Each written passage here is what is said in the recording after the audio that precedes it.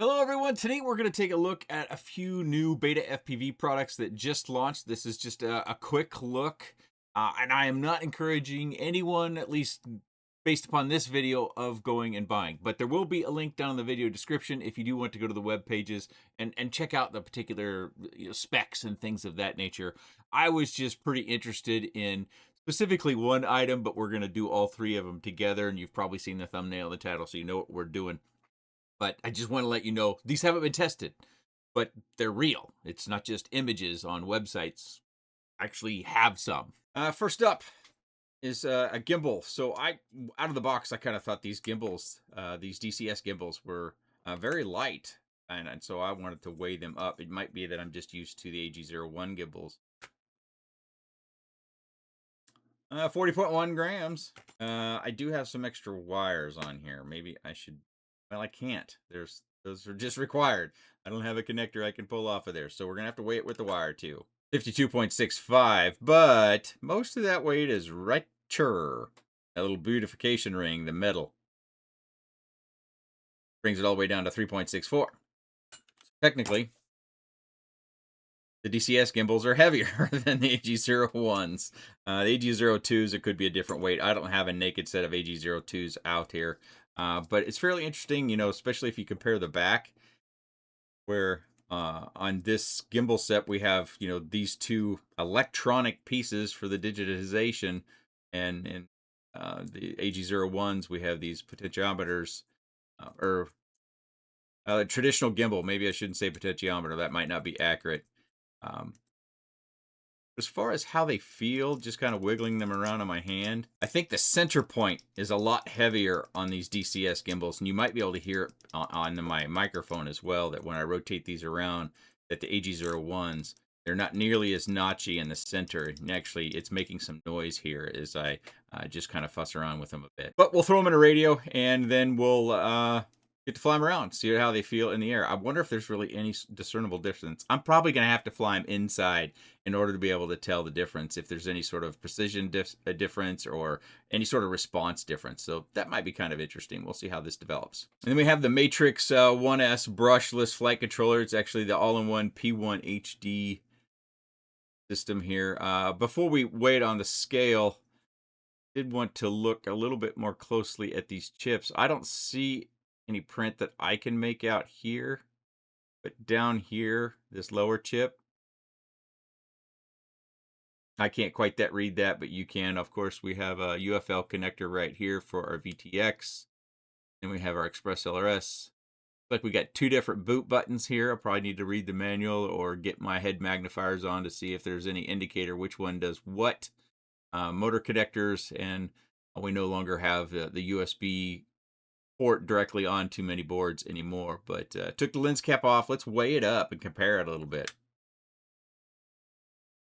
Ooh, only 6.92 grams. That's pretty impressive. Now, the camera itself does not have a screw mount. That's something that we have to keep in mind, that we're going to have some sort of mount to hold this camera, which isn't unusual in micros, especially whoops. But let me gear up another flight controller so we can kind of compare this sub 7 gram all-in-one HD flight controller. Well, this is a bare bones Happy Model X12. It's a little bit older, it's got the cube antenna on it, but it'll give us some sort of idea. Oh, that only comes in at 5, but that's analog as well, and we don't have any camera with that either. Here's a little weight of the X12 with a Caddx. I think that's a Caddx Ant, but not the light, because it does have a screw hole on the side. 7.39 grams. And here's another Happy Model flight controller. It's printed on this packaging. I stuck it in. Well, if you recognize it, call it out in the comment section, please, because I can't remember what this is called. Obviously, no motor connectors, which is different than the P1, and I've got a little camera here that we're going to weigh with it, too. Not familiar with this camera either, but it's got to be all analog. I thought that would give us a comparable weight, so we'll weigh this by itself first. So that's just 4 grams. And if we add the camera, of course, it still didn't have the power lead, which this one does, and it has the connector for power for battery as well. So then we get 6 grams with that little camera. So that gives us some weights to this. I am pretty excited, even at 7 grams. I think this is definitely going to make it 65 millimeter viable, which we have only seen from HD0.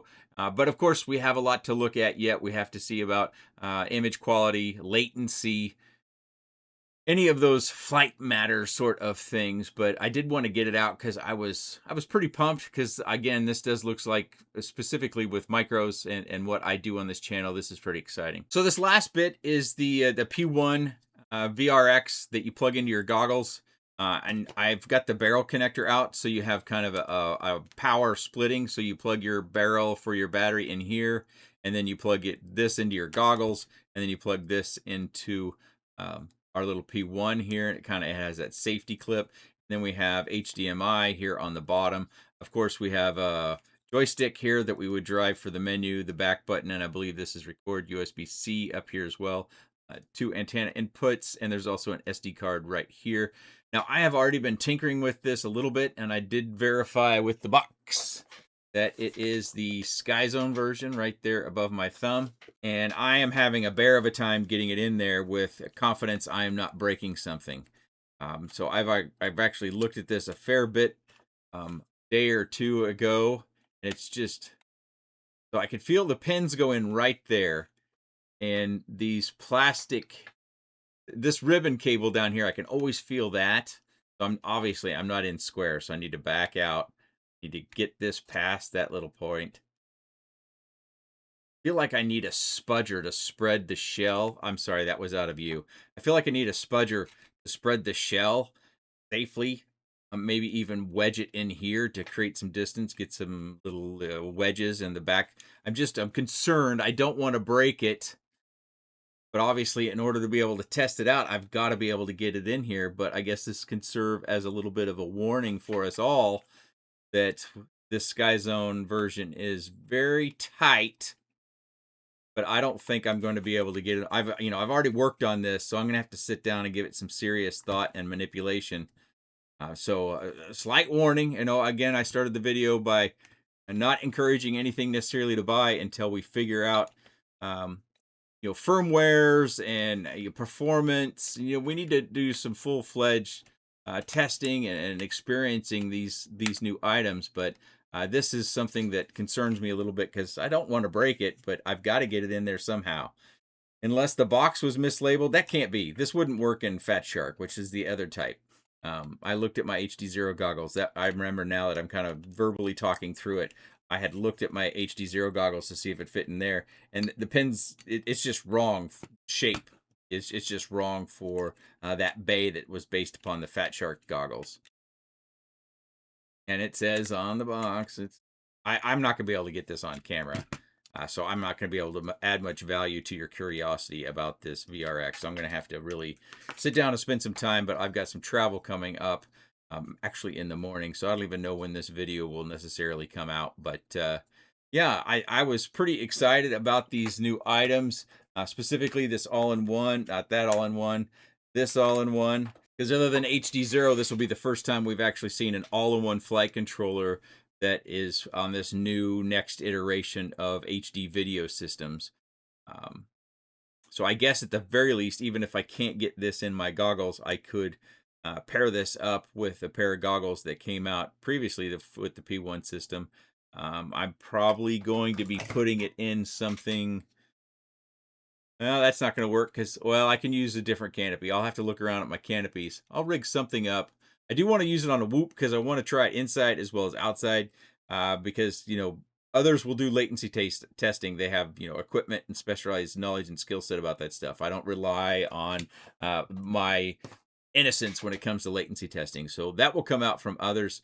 I just want to experience it, and if I fly it inside, that tells me a lot more about the latency and if I can handle it or adjust to it for flying inside purposes. And does it slow me down? Do I crash excessively?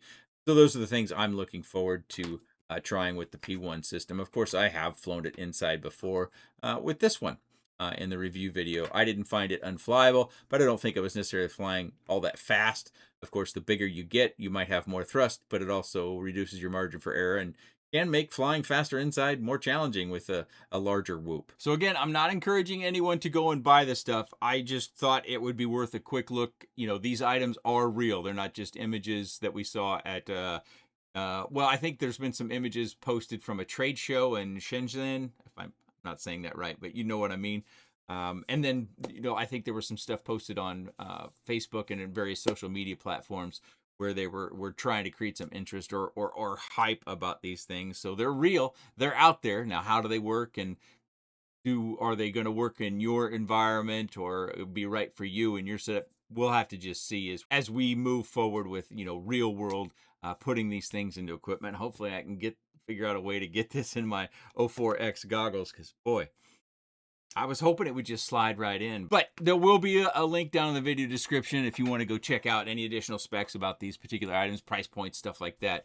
But again, not encouraging anyone to buy it. I just thought we would do you know, this is real sort of video. Maybe that needs to be the title.